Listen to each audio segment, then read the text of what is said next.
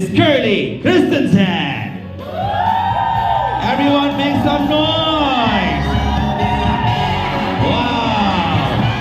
Our loving inimitable ladies and gentlemen, Eric and Curly.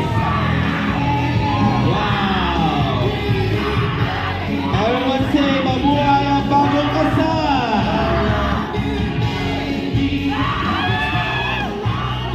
Ladies and gentlemen, Eric and Curly are... May I ask you, how many kids you want to in the future? 5. Wow, 5 dozens?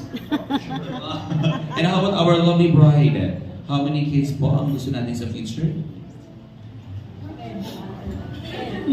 15 ang gusto niyo.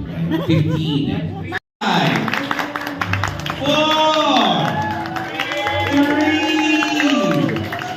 2. Best man, how are you, best man? Do you having fun with us? Do you enjoy the celebration for Eric and Curly? Okay.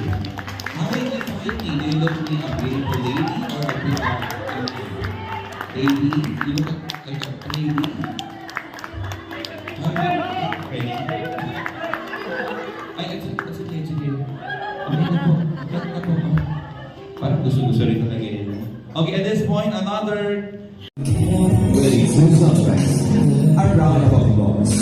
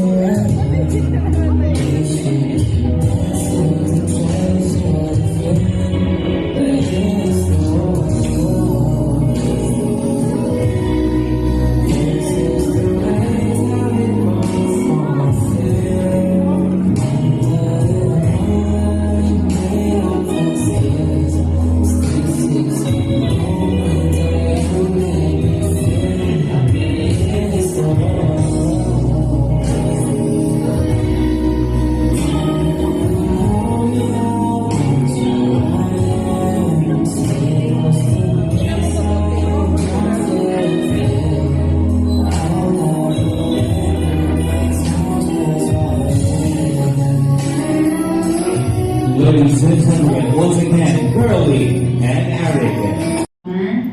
And I've known Curly for like 14 years, and I've had the privilege to watch her grow as the kind, compassionate, and strong woman she is today.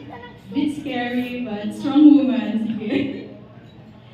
Ate, you've always been there for me, and it's such an honor for me to be standing with you here today. I love you. You know that.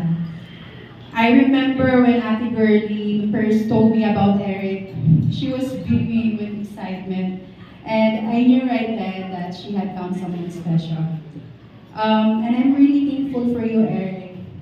I know how much you love and support my best friend, and you won't be traveling this far if this ain't true love. I also just wanted to say that your love is the kind that inspires us all. The two of you live in two different sides of the world, but love brought you here together. So as you begin your new journey together, I wish you both the most fun-filled life, a life where you grow to love each other more every day. Never losing sight.